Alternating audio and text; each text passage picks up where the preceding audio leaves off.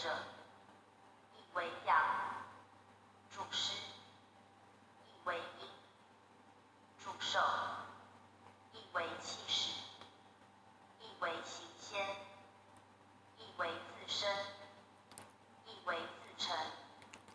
绿色线启动线，绿色跟那个黑色的短路相接就可以启动。干元之所见者，启动电源，不必经过电脑，只要有插电就能够通电了。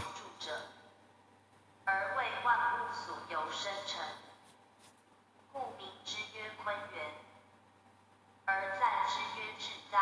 绿色跟黑色。生之德，并滋始而同谐，以顺短路就相接着，那就可以启动了。不必再按那个启动开关。